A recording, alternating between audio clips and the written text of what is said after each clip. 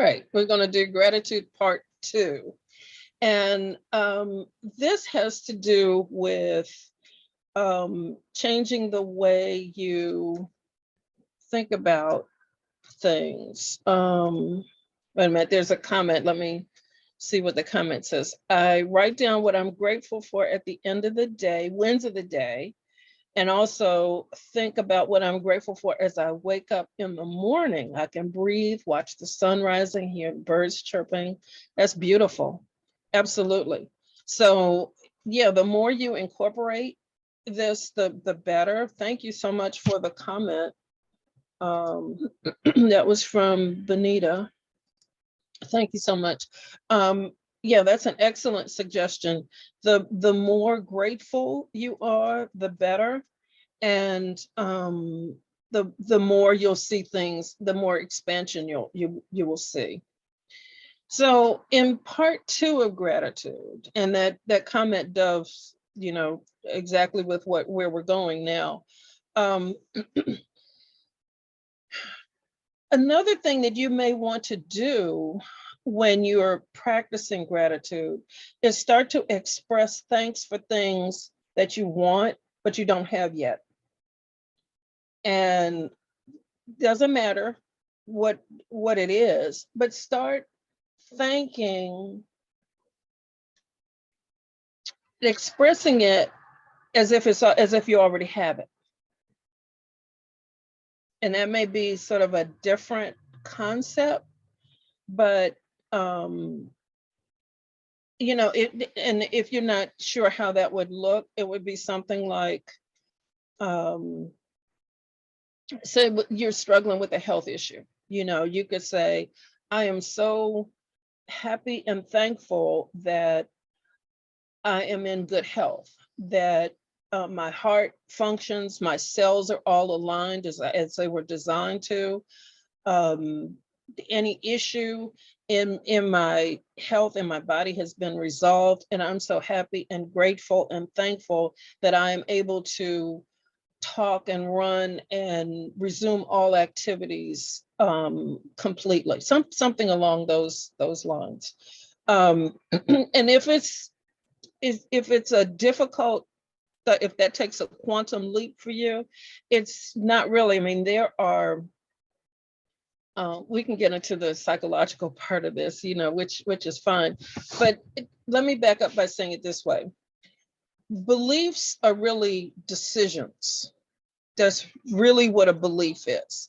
And the most powerful thing you can do if you want to see real transformation is to understand that a belief is just a decision.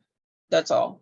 And you have the power to, with your own little mind, to make a different decision about anything, So here's an example of what I'm talking about. If you believe, and you really believe this is true, that money is hard to make, then money is going to be hard to make for you. If you believe that you're not good enough, then everything is going to be difficult for you, because that's what you believe. So when you shift to a decision, you're no longer limited, but you have a perspective and a new ability to shift the thought pattern.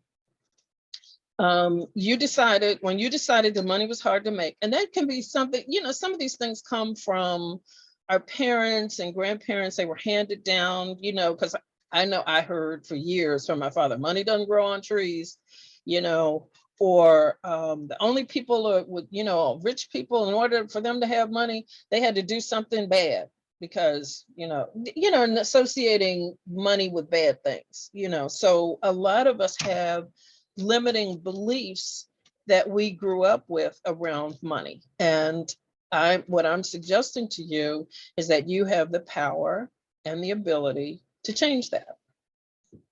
Okay. The reason that this may be difficult is that you decided a long time ago that this was true because your parents told you that, so it had to be true. And it was true for them because that was the decision that they made. But you, with your wonderful self, get to make a new decision. And you can make a decision that money is not hard to make. You know, that money comes to you, and you can write this in your gratitude journal. Here's an example of how you can start doing this. Money is free flowing in my life. Money comes to me from many different directions, and there are many opportunities that open themselves up to me. You can just write that. And there is a question. Do you mean your decision creates your positive action plan? Yeah, in a sense, I mean, because you're no longer limited, when you decide to make a new decision, I'll tell you psychologically, you create new neural pathways. And then you start seeing opportunities that would have previously been closed to you.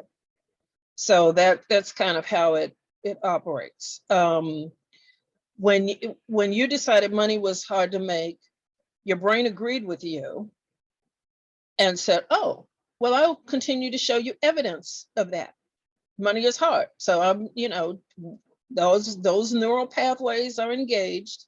And when you make a different decision, then new neural pathways are created, and the opportunities that you would not have seen before are now presented to you. And the way this works, your brain is a neural a reticular activating machine, which means those same pathways continue around and around and around. Example, when you buy a new car, as soon as you drive off the showroom, everything you see is that car. All you see is that car. And that's because you spent time purchasing that car, selecting the color, the make, and all that. And your brain said, oh, you like that? Let me show you more of that. And so it works with money. It works with your limiting beliefs. Your brain doesn't know positive from negative. It just, whatever you say, whatever you think, whatever you believe, your brain says, oh, you want more of that? Okay, let me show you more. That's how that works.